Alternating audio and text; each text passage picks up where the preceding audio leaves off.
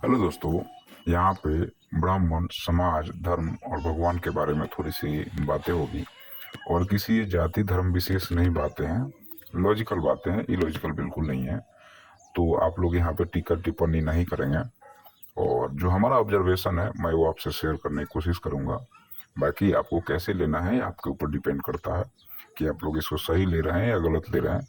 लेकिन एक बार जरूर पूरा सुनिएगा और पूरा सुन के समझने की कोशिश कीजिएगा कि मैं किधर आपको ले जाने की कोशिश कर रहा हूँ या मैं क्या बताने की कोशिश कर रहा हूँ।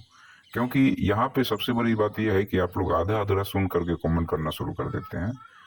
तो ऐसा नहीं करना, आप लोग पहले पूरा सुनना फिर आप कमेंट करना या हमारे लॉजिक से आप सहमत हैं या असहमत है। मैं पहले बोल दे रहा हूँ कि ये एकदम लॉजिकल होगा, साइंटिफिक होगा और किसी जाति विशेष पे टिक्का टिप्पणी नहीं है ये हमारी। सबसे पहले आप ये समझिए कि ब्राह्मण कौन है। तो मैं किसी जाति विशेष की बात नहीं कर रहा हूँ कि ब्राह्मण क्षत्रिय वैश्य और शूद्र की बात नहीं कर रहा हूँ। समाज में वह वर्ग चाहे कोई भी जाति का हो जो लॉजिक पे चलता है वो ब्राह्मण कहलाता है। अब ये लॉजिक क्या होता है? लॉजिक है कि हर एक काम के होने का एक तरीका होता है, एक नियम है। जैसे न्यूटन का तीसरा लॉ या दूसरा लॉ, या गाड़ी चलती है या इंजीनियरिंग है या साइंस है, साइंस बेस्ड जितनी भी चीजें हैं मैं उनको जो है सो जो फॉलो अप करता है उनको ब्राह्मण कहते हैं। अब एक दूसरा एंगल होता है जिसको हम बोलते हैं भावना। तो मानव के जीवन में दो चीजें हैं, एक लॉजिक है जिससे सभी चीजें होती हैं और भावना है जिससे लोगों को मूर्ख बनाया जाता है, या मोह कहिए या माया कहिए। तो अब हम लोग आते हैं थोड़ा सा ब्राह्मण पे।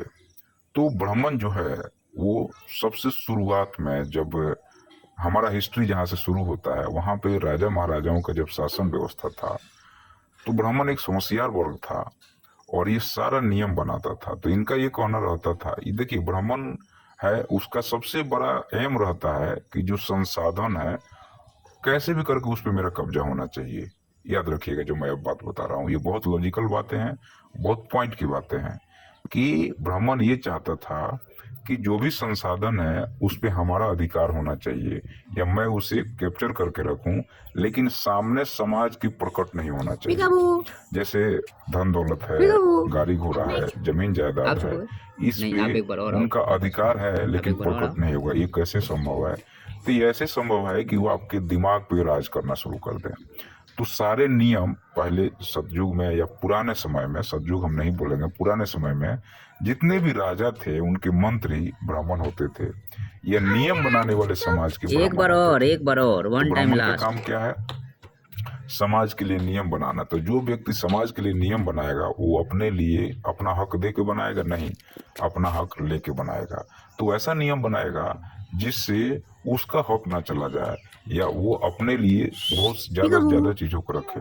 ब्राह्मण पहले राजा के साथ रहते थे। नहीं एक बार और, उसके चलो बाद जब पापा एक मुस्लिम शासक एक आए बार तो और। ब्राह्मण मुस्लिमों के साथ में रह करके नियम कानून बना करके और शासन करना शुरू किए। उसके बाद में जब मुस्लिम के बाद जब अंग्रेज आए तो फिर इन्होंने अपने अंग्रेजों के साथ मिल करके और नियम कानून बनाना शुरू किया और देश पे राज किया। ठीक है, उसमें कुछ अच्छे कुछ बुरे। मैं ये नहीं बोल रहा हूँ कि सारे ब्राह्मण अंग्रेजों के साथ थे, लेकिन 11 पंडितों की जो ग्रुप था जिसको अंग्रेजों ने अपॉइंट किया था उसको उन्होंने संस्कृत में लिखा, हाल ही ने उसको अंग्रेजी में अनुवाद किया और एक सिविल कोड का निर्माण हुआ और ये लिखित है, ये एनसीईआरटी की बुक में लिखा गया है कि ब्राह्मणों ने ये नियम बना के दिया था। तो समाज में जितने भी नियम बने वो कोई शूद्र ने नहीं बनाया, उसको ब्राह्मणों ने बनाया है, पहली बात। और ब्राह्मण जो है वो क्या कैप्चर करने की कोशिश कर रहा है? रिसोर्स को। जैसे राजा के साथ में तो नियम बनाएगा और राजा उसको दान में देगा, दक्षिणा देगा, उससे उसका काम चल जाएगा।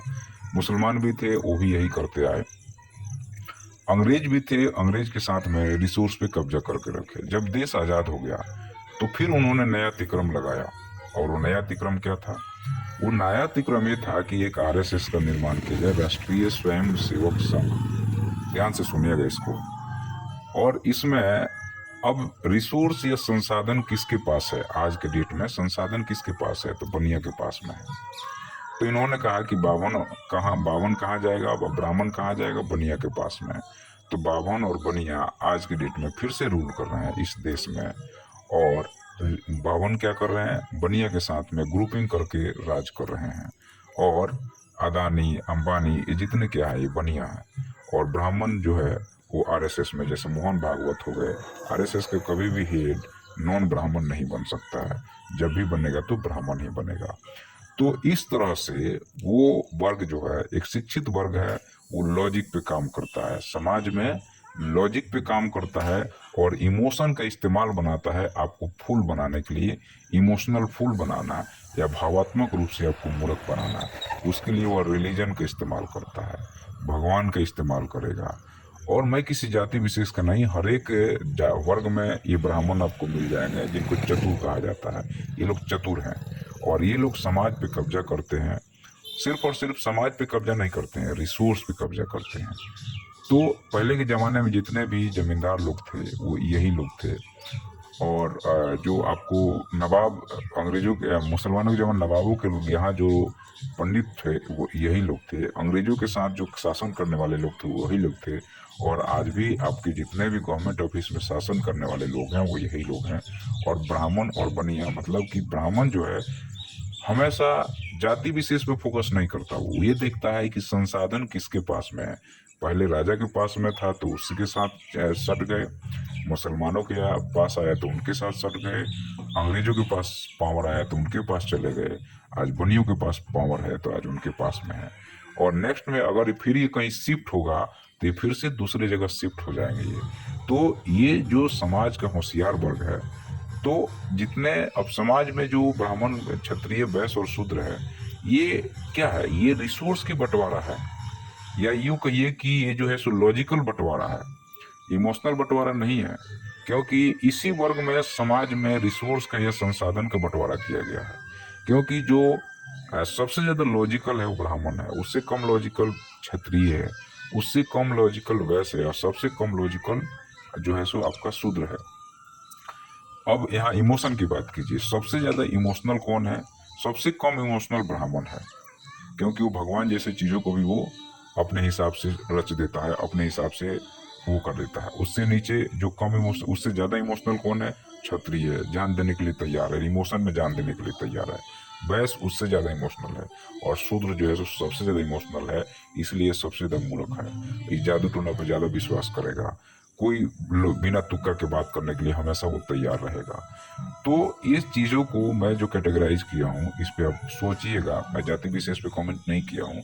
समाज में ब्राह्मण कोई भी हो सकता है, मैं सिर्फ ब्राह्मण समाज की बात नहीं कर रहा हूँ, वो एक शूद्र भी ब्राह्मण हो सकता है। इस चीज़ को